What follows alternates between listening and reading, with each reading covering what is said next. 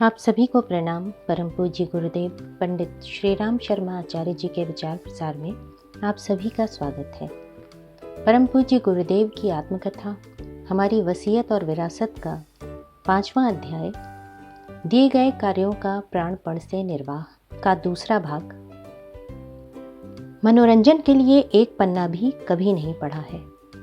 अपने विषय में मानो प्रवीणता की उपाधि प्राप्त करनी हो ऐसी तन्मयता से पढ़ा है। इसलिए पढ़े हुए विषय मस्तिष्क में एकीभूत हो गए। जब भी कोई लेख लिखते थे या पूर्व वार्तालाप में किसी गंभीर विषय पर चर्चा करते थे तो पढ़े हुए विषय अनायास ही स्मरण हो आते थे।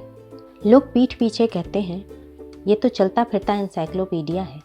अखंड ज्योति पत्रिका के लेख पढ़ने वाले उसमें इतने संदर्भ पाते हैं कि लोग आश्चर्यचकित होकर रह जाते हैं और सोचते हैं कि एक लेख के लिए न जाने कितनी पुस्तकों और पत्रिकाओं से सामग्री इकट्ठी करके लिखा गया है। यही बात युग निर्माण योजना युग शक्ति पत्रिका के बारे में है। पर सच बात इतनी ही है कि हमने जो भी पढ़ा है उपयोगी पढ़ा है और पूरा मन लगाकर पढ़ा है। इसलिए समय पर सारे संदर्भ अनायास ही स्मृति पटल पर उठ आते हैं। ये वस्तुतः हमारी तन्मयता से की गई साधना का चमत्कार है। जन्मभूमि के गांव में प्राथमिक पाठशाला थी। सरकारी स्कूल की दृष्टि से इतना ही पढ़ा है। संस्कृत हमारी वंश परंपरा में घुसी हुई है। पिताजी संस्कृत के असाधारण प्रकांड विद्वान थे, भाई भी। सबकी रुचि भी उसी ओर थी। फिर हमारा पैतृक व्यवसाय पुराणों की कथा कहना तथा पौरोहित्य रहा है, सो उस कारण उसका भी समुचित ज्ञान हो गया। आचार्य तक के विद्यार्थियों को हमने पढ़ाया है, जबकि हमारी स्वयं की डिग्रीधारी योग्यता नहीं थी।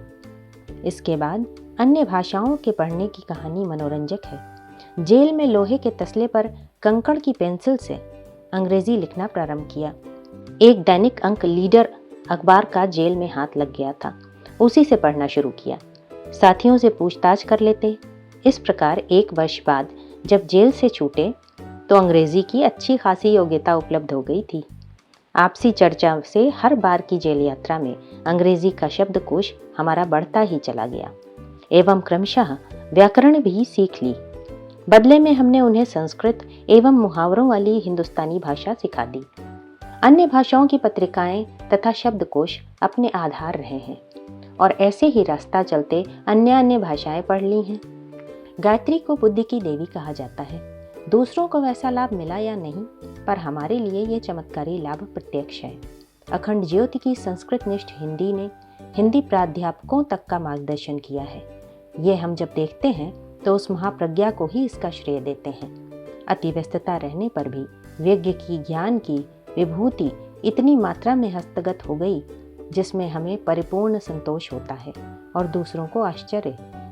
गुरुदेव का आदेश पालन करने के लिए हमने कांग्रेस के सत्याग्रह आंदोलन में भाग तो लिया, पर प्रारंभ में असमंजस ही बना रहा कि जब 24 वर्ष का एक संकल्प दिया गया था तो 5 और 19 वर्ष के 2 टुकड़ों में क्यों विभाजित किया।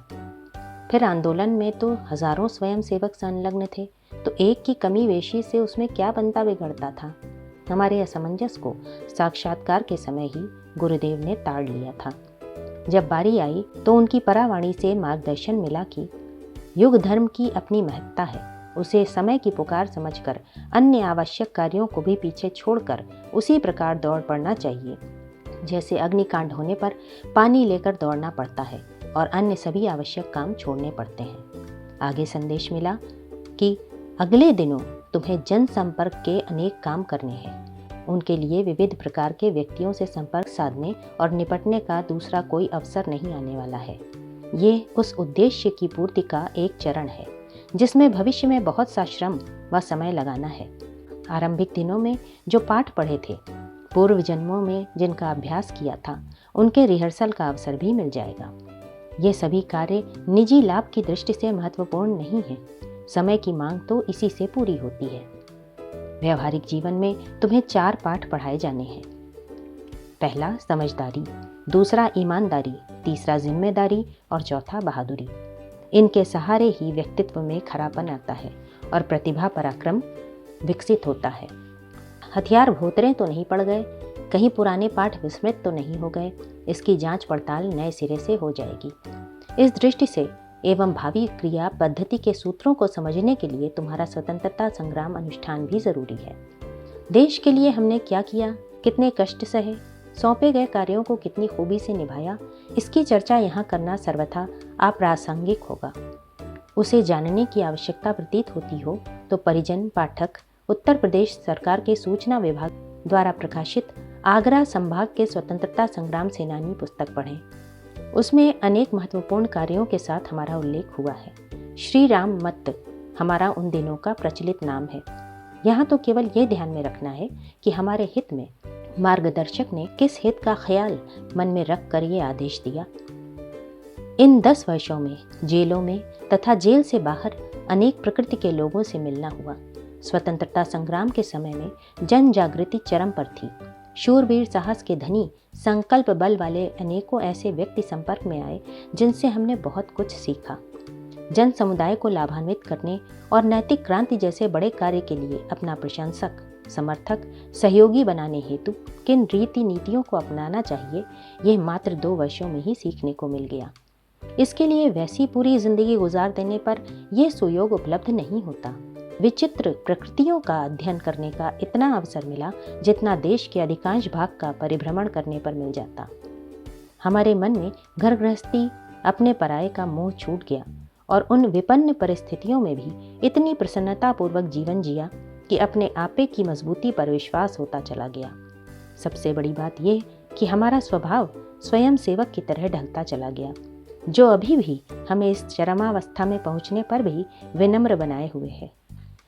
हमारे असमंजस का समाधान उन दिनों गुजरे स्वतंत्रता संग्राम के प्रसंगों से हो गया कि क्यों हमसे अनुष्ठान 2 भागों में कराया गया। कांग्रेस की स्थापना की 1 शताब्दी होने को चली है। जिसमें हमने काम किया वो अलग थी। उसमें काम करने के हमारे अपने विलक्षण अनुभव रहे हैं। अनेक मूर्धन्य प्रतिभाओं से संपर्क साधने के अवसर अनायास ही आते रहे हैं। सदा विनम्र और अनुशासनरत स्वयंसेवक की अपनी हैसियत रखी। इसलिए मूर्धन्य नेताओं की सेवा में किसी विनम्र स्वयंसेवक की जरूरत पड़ती तो हमें भेज दिया जाता। आयु भी इसी योग्य थी। इसी संपर्क में हमने बड़ी से बड़ी विशेषताएं सीखी। अवसर मिला तो उनके साथ भी रहने का सुयोग मिला। साबरमती आश्रम में गांधी जी के साथ और पवनार आश्रम में विनोबा के साथ रहने का लाभ मिला है। दूसरे उनके समीप जाते हुए दर्शन मात्र करते हैं या रहकर लौट आते हैं, जबकि हमने इन संपर्कों में बहुत कुछ सीखा, बहुत कुछ पढ़ा और जाना है। इन सब की स्मृतियों का उल्लेख करना तो यहाँ अप्रासंगिक होगा, पर कुछ घटनाएं ऐसी हैं जो हमारे लिए कल्प वृक्ष की तरह महत्वपूर्ण सिद्ध हुई। सन 1933 की बात है। कलकत्ता में इंडियन नेशनल कांग्रेस का अधिवेशन था। उन दिनों कांग्रेस गैर कानूनी थी। जो भी जाते पकड़े जाते। गोलीकांड भी हुआ। जिन्हें महत्वपूर्ण समझा गया उन्हें बर्दवान स्टेशन पर पकड़ लिया गया और ईस्ट इंडिया कंपनी के ज़माने में बनी गोरों के लिए बनाई गई एक विशेष जेल आसनसोल में भेज दिया गया। इसमें हम भी आगरा ज़िले के अपने 3 साथियों के साथ पकड़े गए। यहाँ हमारे साथ में मदन मोहन मालवीय जी के अलावा गांधी जी के सुपुत्र देवीदास गांधी, श्री जवाहरलाल नेहरू की माता स्वरूप रानी नेहरू, रफ़ी अहमद किदवई, चंद्रभान गुप्ता, कन्हैया लाल खादीवाला, जगन प्रसाद रावत आदि मूर्धन्य लोग थे। वहाँ जब तक हम लोग रहे, सायंकाल महामना मालवीय जी का नित्य भाषण होता था। मालवीय जी व माता स्वरूप रानी सबके साथ सगे बच्चों की तरह व्यवहार करते थे। एक दिन उनने अपने व्याख्यान में इस बात पर बहुत जोर दिया कि हमें आंदोलन को आगे बढ़ाने के लिए हर मर्द से 1 पैसा और हर स्त्री से 1 मुट्ठी अनाज मांगकर लाना चाहिए, ताकि सभी ये समझें कि कांग्रेस हमारी है, हमारे पैसों से बनी है, सबको इसमें अपनापन लगेगा, इसका मूल आर्थिक आधार बन जाएगा। वो बात औरों के लिए महत्वपूर्ण न थी, पर हमने उसे गांठ बांध लिया। ऋषियों का आधार यही भिक्षा थी। उसी के सहारे वे बड़े बड़े गुरुकुल और आरण्यक चलाते थे। हमें भविष्य में बहुत बड़े काम करने के लिए गुरुदेव ने संकेत दिए थे। उनके लिए पैसा कहाँ से आएगा, इसकी चिंता मन में बनी रहती थी। इस बार जेल से सूत्र हाथ लग गया।